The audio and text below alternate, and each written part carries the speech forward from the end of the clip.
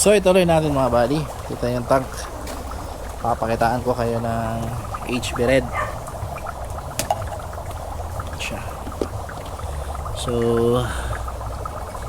tago kayo ng sample ng ating pang-release na HB Red. Ito na ilalagay. Mahulog sa... Ayan. So sample tayo ng HB Red natin dito.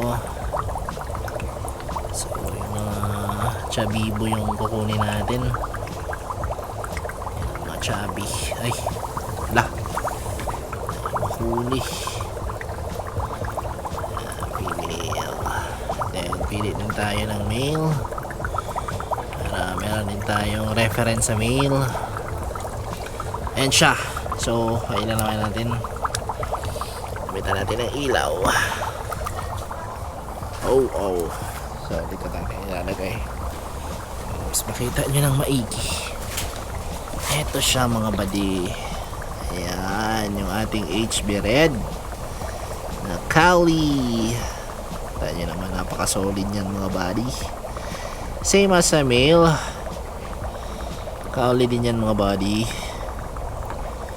So isa lang to sa mga pang-release natin. And sa mga gusto mag-order, ayan. So binebenta ko yan ng 1.5 ampere, 2K yung trio. So mga mahilig ng HB Red Kali. Ito tayo. And then pakita ko na rin sa inyo yung ating wild red. So meron din tayong wild red dito. Halika, samahan kayo. Tayo ng breeder. So hindi pwedeng hindi natin ito mapakita, kasi ito din yung mga magagandang klase andito. Wild red. Ayan o, ang tataba. Lagay natin yan siya. Tapos meron din ako ditong may female, napaka solid. Ayan, kuha pa tayo ng male. Ito ginawa ko tong breeder mga buddy. So lagay natin dito, tapos makita nyo ng maigi. Karang. So eto siya, pailawan natin. Ayan yung ating wild red Kali mga buddy. Kita nyo naman yung dorsal, napaka solid talaga, same as sa male. Howling Kali yan mga buddy. So diba, kita nyo yung dorsal ng female. My goodness. Ayan siya mga buddy. Ayan yung ating wild red Kali ng breeders. So ilagay na natin dito. Ayan. So moving forward tayo mga buddy. So dito naman tayo sa P-dirt natin na breeders. So meron tayong breeders dito na P-dirt. Ito yung mga breeders natin, nagkapunit-punit na, pero napaka solid pa rin yan mga buddy. Kita mo naman yung mga tenga niyan. Oh, di ba?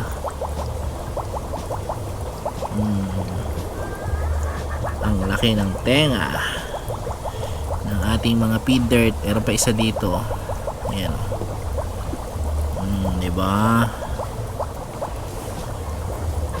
Big ears talaga. Meron na ang fry dito. And then yung katabi naman yan, ito yung P-dirt. Ang katabi naman nito is yung mga double sword red lace natin. Yung double sword natin, pakita natin sa tank. Syempre hindi pwedeng hindi yan mapakita niyan. So ilagay natin sa tank mga buddy. Mahirap pa naman tong hulihin. Bigyan ko kayo ng sample ng ating Bini breed na double sword red lace. Nawala yung isang male, hindi ko alam kung saan na. Bam! Ang haba. Ayan o. Diba? Haba ng sword. Akit ka boy. Ayan o.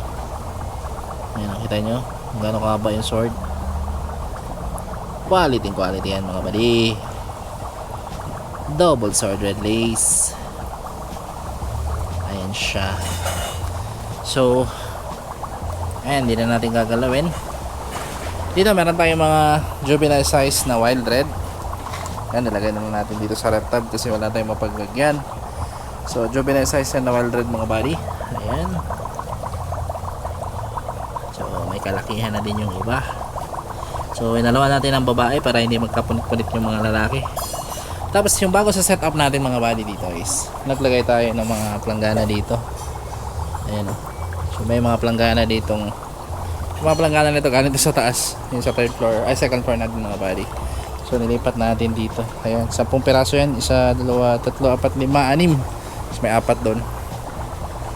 So 10 pirasong mga black plangganas na lalagyan natin yan ng either P-Dirt, HB Red, ganun.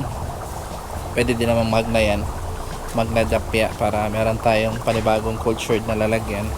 So yung mga andito pala sa ref tab, yung andito is mga ayan, double sword red lace to. Ito naman yung mga top sword. Ayan, mga top sword to na YKC, mga maliliit pa lang. Napakaganda nung lalagyan nila, oh, green na green. Same as dito, mga top sword. Ayan, mga top sword yan na YKC. Ito naman mga female na top sword. Ayan, mga female. Same as dito, mga fry naman to mga buddy. Ayan, mga fry ng ating top sword YKC. Tapos moving forward tayo dito mga buddy. So meron pala tayong binibreed dito na Singa Blue. So dito yung mga breeders natin na Singa Blue mga buddy. So bigyan ko lang kayo ng sample ng ating Singa Blue. So napakalaki ng mga Singa Blue natin dito mga buddy. Ang laki ng caudal. Ayan o. So sampulan ko kayo ng ating Singa Blue. Ayan o. See that? Kung gaano kalapad ng caudal nyan. Ayan. Siyempre hindi na siya ganun kagandahan kasi ginamitan natin pang breed. So napakaganda nung plants nila dito, buhay na buhay. Ayan, buo yan siya mga buddy Hindi yan siya punit-punit na plants, buo siya. Buo lang siya ganyan. Hindi ko na ginalaw, hindi ko na rin yan ginawaan para ayan, may mga fry na nga pala oh, ng Singa Blue. Same as dito, breeders din to ng Singa Blue. Magkakaibang batch lang. Ayan, mga light color naman to na Singa Blue. Ayan, hindi yan sila mga dark, mga light color Singa Blue yung breed natin dito. Ayan, same naman din yan pero magkaiba lang yung intense yung kulay nila. Yung isa naman is napaka intense, ito naman is lighter color. And dito din meron din tayong binibreed dito na Singa Blue. So halos breeder to mga buddy. And meron na nga namatay isang male. Ayan o. Meow meow meow meow. Patay. So ayan, konti na lang tubig nila dito. Dito may mga fry ng Singa Blue. Ito mga fry to lahat dito mga buddy. Ayan, sama na lang natin. And then dyan meron din tayong fry dito ng Singa Blue. Ayun na, umandar yung aerator. Ito naman HB Red na napakadami. Ayan, HB Red to. Napakadami ito. Dito naman Wild Red. Dito HB Red. Ayan, mga HB Red to. Yan o, may mga fry. Ang daming fry o. Hindi naman nila kinakain kasi busog sila sa chubby. Ayan o, ang tataba nito. Ganyan. O, diba? Pwede na yung pang release sa mga susunod na buwan or kahit ngayon pwede na i-release, depende sa gusto ng buyer. Dito meron tayong Wild Red Cowley. Ayan, napakadami din ito yung nag-grow out natin, same as dito. Ito HB Red. Ayan, halos lahat yan is may laman na mga body. Dito is na-repair natin kasi nabutas, dahan-dahan siya nagdi-leak, kaya na-repair natin ulit para magamit naman tong tab na to, kasi napaka useful ng tab na to mga buddy. And kailangan talaga natin ayusin para malagyan natin ng mga P-Dirt na fry. Mamaya papakita ko sa inyo dun sa harap. And then dito naman yung mga panibagong breeder natin ng P-Dirt. So dapat pala tinulak natin dito para para siya. Yan, dapat dyan siya sa gilid. And then itulak natin to para lumipit din siya, hindi siya makagalaw. Ano yan siya dapat. So andito yung breeder natin ng P-Dirt. Yan. Isa lang to sa mga breeder na binibreed natin. Madami pa niyan mga buddy. Ayan, puro breeders ng P-Dirt. So dapat ito yung halaman is nandito yan sa loob para hindi masira, kasi tinatamaan sila ng tubig. Nagkalasog-lasog yung ating halaman, hindi na tumataba.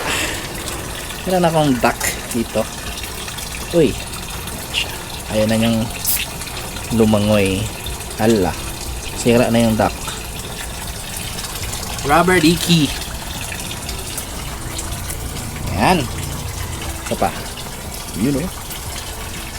So ito yung mga P-Dirt natin, oh. Kita nyo naman, napakalaki ng tenga.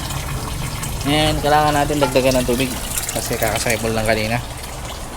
Cycle lang ng ating mga P-Dirt. So moving forward tayo mga buddy. Dito naman tayo sa ating mga EBT. So may mangilan-gilan tayong binibreed dito na EBT. Ay, ito muna yung ating wild red na Delta. Yan, Delta tail na wild red. So meron tayong Cowley, meron din tayong Delta tail para sa mga show mga buddy.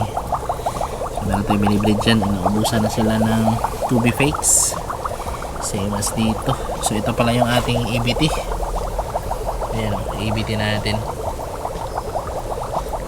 Diba? Delta yan. Dito meron tayong wild red na Delta. Yan siya, mga wild red Delta yan. Yan yung mga fry ng EBT, albino blue topaz natin. Dito is inaayos ko pa rin kasi nakalimutan natin lagyan ng butas yung planggana. And same as dito, gusto pa nalagyan ng aerator. Isang problema ko dito, ayun nga, nahulog yung mga dahon dito kasi hindi naman siya totally shade, kaya madumi yung mga planggana mga body, and kaya natin ayusin. So dito is meron tayo ditong top sword na YKC. So dito yung breeders natin ng top sword. Hindi ko na makalimutan sa inyong i-flex. So ito yung mga breeders natin ng top sword na pinapag-grow out natin ngayon. Yan siya. Ayan yung mga bagong female na hinulog natin para sa panibagong breed. Andyan is mga puro H-bred na yan mga buddy. So balik tayo dito sa mga black box. So kanina hindi natin to nakita. So dito is yung mga kailangan natin muna. Switch on. Bang. So andito is mga HB red. Ayan, kita nyo naman mga HB red yan. HB red, HB red. Ayan, mga pipilian pa lang natin yan mga buddy. Ayan, ito wild red to na Cowley. Ayan, mga konti na lang yung chubby, lalagyan natin yan. Dito mga HB red na juvenile size, same as dito. Dito HB red, dito HB red. Kaya naman, napakadaming HB red natin na kailangan natin i-select, same as dito. Sineselect ko yun, lalagay ko dun sa planggana yung iba para mas mabus yung pagkain nila. And diretso na yung release mga buddy kung sakali may mag-order. Dito meron tayong siselect din dito para pang release kasi malalaki na. Ayan, dito mga maliliit pa. So kung natatanong kayo ba't pinaghalo na natin yung mga lalaki at babae, hindi naman kasi sila mga show grade mga buddy. For keeps lang yung ating mga HB red at wild red, kaya hindi kami masyadong nang mamatter kung nagbe-breed ba yan sila. As long as lumalaki sila ng lumalaki, yung asim bubrus ko talaga, malalaki yung belly, Yun yung pinakamagandang itsura nila mga buddy.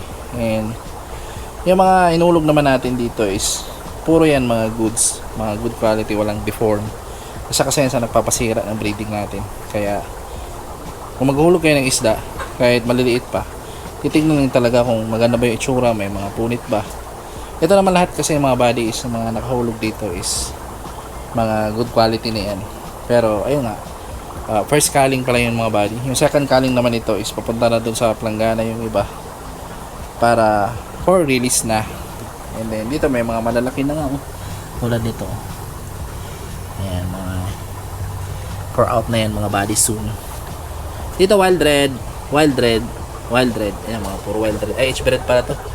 Ayan, HB red. Dito sa kabila naman, ito HB red.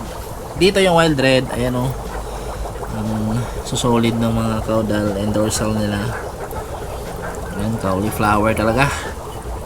Same as dito, cauliflower na wild red. Mga fry ng wild red. Ayan, dito wild red din. Ayan, ang bubrus ko. Ayan, hanap na tayo ng parilis dyan. Dito mga all males, may mga konting female. Ayan, katulad dyan no, solid na masyado yung itsura. So ang pupugi din nila mga buddy. Ito mga fry na tong tatlo. So I think yan lang nga dito. Ay, ito pala, papakita ko din sa inyo tong nasa planggana. Ay, sa drum. So dito sa drum naman is puro mga